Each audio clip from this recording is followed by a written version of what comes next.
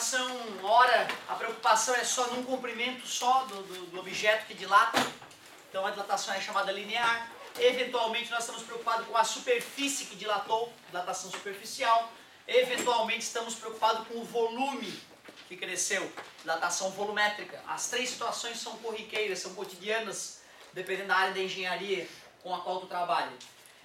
Vimos que a dilatação depende da quantidade inicial, do tamanho inicial da coisa, depende do tipo de material e depende da variação de temperatura que o cara sofre, certo? E vimos as três formas ali, ó. O que é ΔL? É a variação do comprimento. Isso, do comprimento. L0? ΔT? Alfa, o nome dele é coeficiente de dilatação linear. Fala o nome do beta para mim, por favor. Coeficiente de dilatação superficial. Coeficiente de dilatação volumétrica. É isso aí. E a letra grega, até para tu poder te comunicar com outra pessoa, é bacana lembrar, né? Que é alfa, beta e gama. Olha que interessante aquilo ali que eu escrevi, ó. Que o beta é aproximadamente igual a 2 alfa, que o gama é aproximadamente igual. Por que eu não coloquei igual? Porque se numa questão teórica ele te perguntar se é exatamente igual, tens que negar. Porque não é exatamente igual, depois eu vou te explicar o porquê. Desculpa a demora. É que ali fala, os corpos serão tratados como se tivessem apenas uma, duas ou três dimensões. Eu não entendi essa passagem porque, como disse que é linear, eu pensei que descartaria duas dimensões, considerando só uma, como talvez o comprimento. Mas aí ele diz apenas uma, duas ou três dimensões. Tu entendeu então, né, pelo que me falou? Não, mas eu não entendi essas duas ou três, eu entendi só uma. Ah, tá. O que seria o objeto ter duas dimensões? Dá um exemplo onde a gente fingiria que o objeto só tem duas dimensões, largura e comprimento. Na dilatação superficial, eu ignoro que o azulejo vai crescer para cima, mas ele cresce. Ou seja, o espaço, a altura da sala diminui do inverno para o verão. Né? Porque o chão vai dilatar, o azulejinho vai dilatar. Concorda comigo? Certo? Estou desprezando a dilatação da sala como um todo. Estou falando só por causa da dilatação do azulejo, né? Mas eu sei que o azulejo é um objeto tridimensional. Eu finjo que ele só tem duas dimensões quando eu faço o cálculo de dilatação. Certo? Ou seja, quando eu faço o cálculo de dilatação linear, como tu mesmo sugeriu, eu ignoro as outras duas dimensões, finjo que ele é unidimensional. Quando eu faço o cálculo de dilatação superficial, eu ignoro a terceira dimensão, finjo que ele é só bidimensional. Quando eu vou fazer um cálculo de dilatação volumétrica, aí eu estou fazendo a verdade mesmo. Porque na verdade verdadeira só existe dilatação volumétrica. Todo objeto dilata volumetricamente, porque o átomo é volumétrico. Concordas comigo? Então tu vê, o fio. Quero saber quanto a mais de fio vou ter depois de esquentar o fio. Eu vou ignorar que o fio vai ficar mais grosso. Beleza? É isso que ele está querendo dizer. Né? Então, ou eu considero que o objeto é unidimensional, no caso da dilatação, Linear. ou eu considero que o objeto é bidimensional, ou tridimensional. Embora a verdade verdadeira é que toda dilatação é volumétrica. Às vezes eu só não calculo a outra, eu calculo só numa. Resumindo, um cubo. Quando eu esquentar um cubo, todas as arestas aumentarão linearmente. Vai ter um ΔL aqui, vai ter um ΔL ali, vai ter um ΔL para cá. E o cubo vai crescer, vai ter uma dilatação volumétrica. Eu posso calcular três lineares e somar essas três lineares, mas eu posso fazer um cálculo só de dilatação volumétrica. Certo? Essa é a ideia. Muito bem. Galerinha, importante a colocação, hein? Importante a colocação. Página 20. Uma barra hipotética é constituída por três partículas, representada por bolinhas, conforme desenho colocado na segunda coluna da tabela. Olha ali os átomos, vibrando. Cada par de aspas posicionadas uma à esquerda e outra à direita da bolinha representam um aumento na vibração provocado pelo acréscimo de 1 grau. Com base nessas informações, preencha apenas a coluna referente à temperatura. A coluna seguinte, referente ao comprimento, será preenchida durante a resolução do exercício 2. Qual é a temperatura na situação 2, então, galerinha? 13 graus.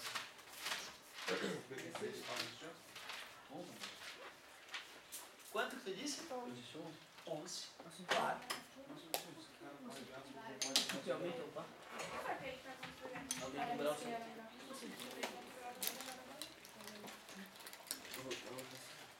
Qual é a temperatura dessa bolinha aqui, então? E dessa? E dessa? Quanto é que é a temperatura da barra? Não seria 33? Tá entendendo? Mas aí é que tá, o objetivo é esse. O autor, ele fez, e talvez quem tenha cometido o erro do colega, talvez nunca mais erre. E talvez quem tenha acertado, talvez erre outro dia. Porque o erro é que conserta o cara. Lembra do especialista? Especialista é o cara que já cometeu todos os erros na vida que pode uma pessoa cometer. Ele ficou tão foda de ter errado tanto que ele é chamado até de especialista, certo?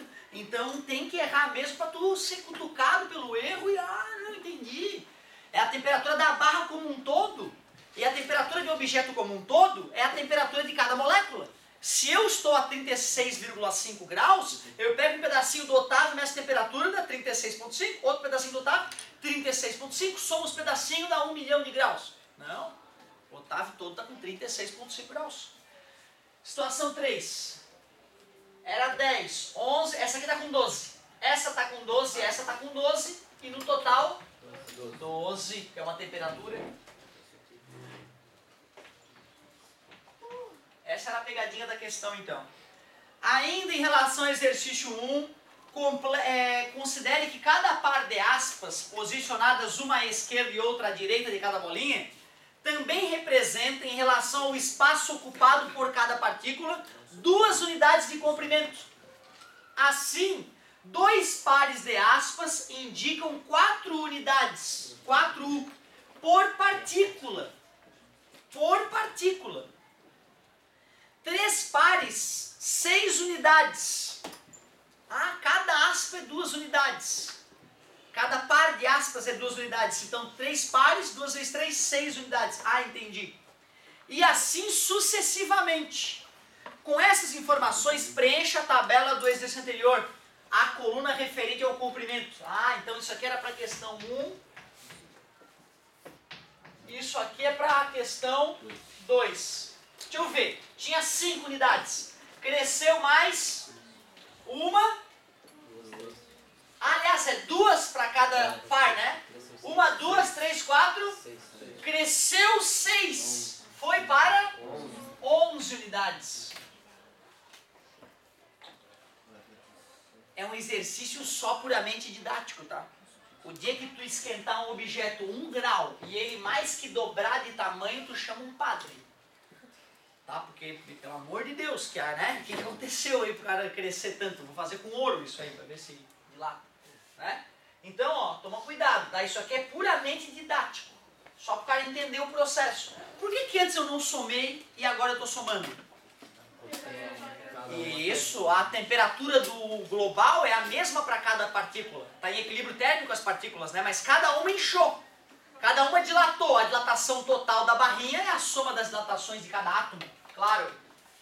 1, 2, 3, 4, não é? 4 vezes 3? Vai 12 a mais. Quanto que tinha? Foi para 17 unidades o tamanho agora.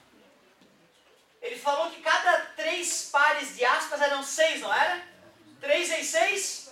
Cresceu 18. Tinha quanto já no começo? 5 foi para? O que dá para perceber, galera? Que quando variou 1 grau, cresceu quanto? 6. Quando variou 2 graus, cresceu 12. Quando variou 3 graus, cresceu 18. Quer dizer que a dilatação térmica é diretamente proporcional à variação de temperatura, que foi o que a gente estudou teoricamente na última aula. Legal. Questão 3. Na página 21 agora, questão 3. Preencha a tabela baseando-se nos dados do exercício anterior. Variação ocorrida entre a situação 1 e 2. Ou seja, ele pede o ΔL e ele pede o Δθ, a variação de temperatura e a variação de comprimento. Entre as situações 1 e 2, 2 e 3, 3 e 4. Entre 1 e 2 variou quanto? É 1 e 3 e 1 e 4. 1 e 3 é 1 e 4, senão ia dar tudo igual. 1 e 2. ΔL, final menos inicial, 6U. 11 menos 10, 1 grau Celsius. Concordam comigo? Entre U e 3, 12U, 2 graus Celsius. Entre 1 e 4, 18U, final menos inicial, 3 graus Celsius. Só confirmamos organizadamente aquilo que nós já tínhamos descrito verbalmente. Diretamente. Isso, ΔL é diretamente proporcional a ΔU. Questão 4. Observando as variações ocorridas nas situações 1 e 2, 1 e 3, assim como as ocorridas entre as situações 1 e 4, conclui-se que a variação de comprimento e a respectiva variação de temperatura são grandezas diretamente proporcionais.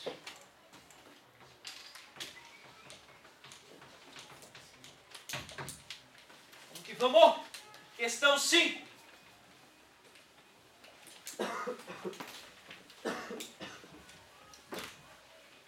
Agora vai ser para ficar difícil, né? Porque tá dando um pouco de sono aqui nesse começo. Neste exercício, considere que cada par de aspas representa, em relação à temperatura, um aumento na vibração provocado por um acréscimo de 1 unidade na temperatura, 1 grau Celsius. E, em relação ao espaço ocupado por cada partícula, 2 unidades de comprimento, 2U. Bem similar à questão anterior, né? Ele fala o seguinte, ó, o θ1, a temperatura inicial é 10 graus. Aí eu tenho o corpo 1, eu tenho o corpo 2 e eu tenho o corpo 3. O corpo 1 ele é feito de uma molécula só, de um átomo só, poderia-se pensar. O corpo 2 tem 2 e o corpo 3 tem 3. Que legal.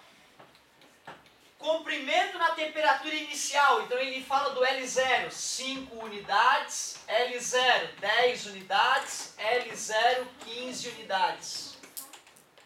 Eu vou te dizer, cara, que depois dessa questão, via de regra, o cara acaba entendendo como é que a dilatação funciona. Então, o que seria θ2 igual a 11 graus? É só porque está vibrando um pouquinho mais, então é uma aspinha só de vibração. Concorda comigo? Como tá as moléculas em equilíbrio térmico, cada uma vai vibrar um pouquinho a mais. Qual foi a variação de comprimento do corpo? Então vamos ver, qual foi o ΔL? Quanto que cresceu aqui? 2 unidades. Quanto é que era? 5. Foi para quanto? 7. Qual é a variação de 5 para 7? 2 unidades, beleza. E na outra? 4 unidades. Por que 4? Ah, é 2, é o dobro, né? Tá certo? E outras 6 unidades. Qual é o comprimento final do corpo na temperatura de 11? Tu vê que interessante, ele pede para eu fazer essa conta, fazendo assim, ó, L é igual a L0 mais ΔL. Ele pede para eu fazer essa conta, não pede? Por que que é assim, L igual a L0 mais ΔL? O que é ΔL mesmo? Final. Somando L0 em ambos os lados, olha o que acontece, ou menos passa mais, né? Concordam que aquela continha L é igual a L0 mais ΔL vem da própria definição de variação? Certo? Importante entender isso. Poxa, tinha 5, cresceu 2, foi para 7 unidades. Tinha 10, cresceu 4, 14 unidades. Tinha 15, cresceu 6, foi para 21 unidades. Essa era a questão. Agora preencha a tabela baseando-se nos dados da tabela do exercício 5. Oh, que ódio. Questão tosca. Que vamos, página 21, questão 6. Depois que nós calculamos tudo, ele pede para organizar numa tabela. O ΔL em U unidades e o L em U unidades. Dos 3 corpos. Corpo 1, corpo 2 e corpo 3. Qual era o L final do corpo 1?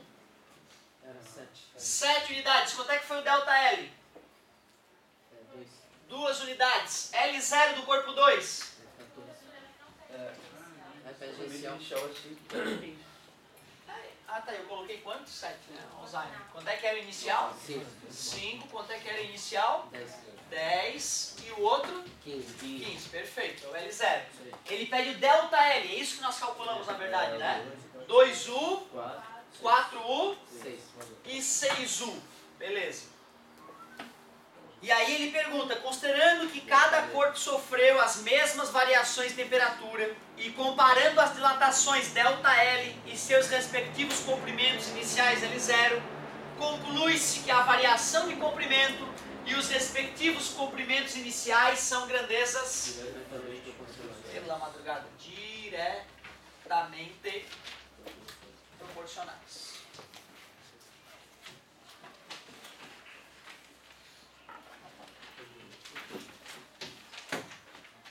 Observe que isso só aconteceu porque eram feitos do mesmo, né, objetos do mesmo material, essa proporção aí só poderia perceber, né, mantendo o alfa constante.